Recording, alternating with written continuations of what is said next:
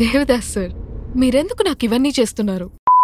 Hi guys, iBomma Ravi arrest అయిన విషయం మీకు తెలుసు. ఆయన ఎలా అరెస్ట్ అయ్యాడు, ఆయన బ్యాక్గ్రౌండ్ ఏంటి, ఇవన్నీ మీకు తెలుసు. ఐబొమ్మ రవి అరెస్ట్ ని చాలా మంది సపోర్ట్ చేస్తున్నారు అండ్ చాలా మంది అపోజ్ కూడా చేస్తున్నారు. ఆయన ఇప్పుడు పోలీస్ కస్టడీలో ఉన్నాడు. ఈ విషయాలన్నీ మీకు తెలుసు. బట్ లేటెస్ట్ న్యూస్ ఏంటంటే, తమ్నైల్ చూశారు కదా, ఆయన తరపున ఒక లాయర్ వకాల్తా పుచ్చుకున్నాడు. ఆయన పేరే సలీం. వకాల్తా పుచ్చుకోవడం అంటే ఆయన తరపున నేను వాదిస్తాను కోర్టులో అని రంగంలోకి దిగడం. సలీం గారు ఇంతకు ముందు కోడికత్తి కేసు ఉంది కదా, దాంట్లో శ్రీనివాస్ కి బెయిల్ ఇప్పించారు అండ్ వైఎస్ జగన్ గారి మీద గుల్కరాయి వేసారు ఎవరో. సో ఆ కేసు కూడా ఆయన వాదించారు. ఆ కేసులో కూడా క్యాండిడేట్ ని బయటికి తీసుకొచ్చారు. So this is the history of advocate Saleem garu. Advocate కి ఇంకా లాయర్ కి చాలా డిఫరెన్స్ ఉంది. దాని గురించి వేరే ఎప్పుడైనా మాట్లాడదాం. బట్ మ్యాటర్ ఏంటంటే, అడ్వకేట్ సలీం గారు ఐబొమ్మ రవి కేసుని టేకప్ చేశారు అండ్ ఆయన ఏమంటారంటే, జస్ట్ 1 వీక్ లో ఐబొమ్మ రవికి బెయిల్ ఇప్పిస్తారంట. ఇదంతా మీరు ఎందుకు చేస్తున్నారని ఆయన అడిగారు.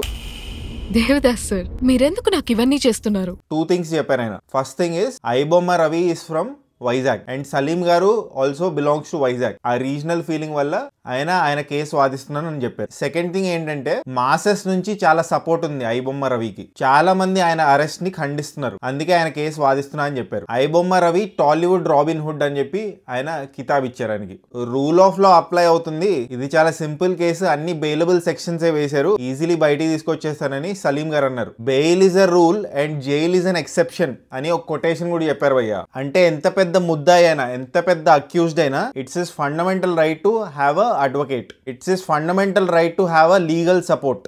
మాక్సిమం 1 వీక్ లో బెయిల్ ఇప్పించి బయటికి తీసుకొచ్చేస్తానన్నారు. But ED enforcement directorate involve అవుతే చాలా టైం పట్టొచ్చు, అప్రాక్సిమేట్లీ 6 months పట్టొచ్చు అన్నారు. ఎందుకంటే ఆ సెక్షన్స్ వేరే ఉంటాయి, దాని ప్రొసీజర్స్ వేరే ఉంటాయి. వైఎస్ జగన్మోహన్ రెడ్డి గారు, కవిత గారు, అరవింద్ కేజ్రీవాల్ వీళ్ళందరూ చాలా రోజులు జైల్లో ఉన్నారు బికాస్ ఈడీ ఇన్వాల్వ్ అయింది కాబట్టి. ఐబొమ్మ రవి అసెట్స్ పైరసీ నుంచే కాదు, చాలా డిఫరెంట్ సోర్సెస్ నుంచి వచ్చాయి కాబట్టి ఈడీ ఇన్వాల్వ్ అయ్యే ఛాన్స్ ఉందని చెప్తున్నారు. సో ఈడీ ఇన్వాల్వ్ అవుతే కొంచెం డిఫికల్ట్ అవుతుంది. అప్రాక్సిమేట్లీ 6 months పట్టొచ్చు అంట. అడ్వకేట్ సలీం గారు ఐబొమ్మ రవిని ఈ రోజు కలవబోతున్నారు. ఆయన పిటిషన్ ఏం ఫైల్ చేశారంటే, పోలీస్ ఎటువంటి జులూం చేయకూడదు ఐబొమ్మ రవి మీద అండ్ ఆయన్ని క్వశ్చన్ చేయడం కూడా నా సమక్షంలోనే చేయాలని పిటిషన్ ఫైల్ చేశారు. చాలా మంది అడ్వకేట్ సలీం గారిని ఒక హీరో లాగా చూస్తున్నారు. సూపర్ సార్, మీకు పాలాభిషేకం చేయాలి అనే కామెంట్స్ కూడా వస్తున్నాయి. ఇదంతా మీరు పబ్లిసిటీ కోసమే చేస్తున్నారు కదా అని అడిగారు. కాదు, ఇది నా జాబ్, నేను జస్ట్ నా జాబ్ చేస్తున్నాను, రూల్ ఆఫ్ లా ఫాలో అవుతున్నాను, అందుకే నేను రంగంలోకి దిగానని సలీం గారు అన్నారు. ఇది భయ్య లేటెస్ట్ న్యూస్. మరి చూడాలి ఐబొమ్మ రవికి బెయిల్ వస్తుందా,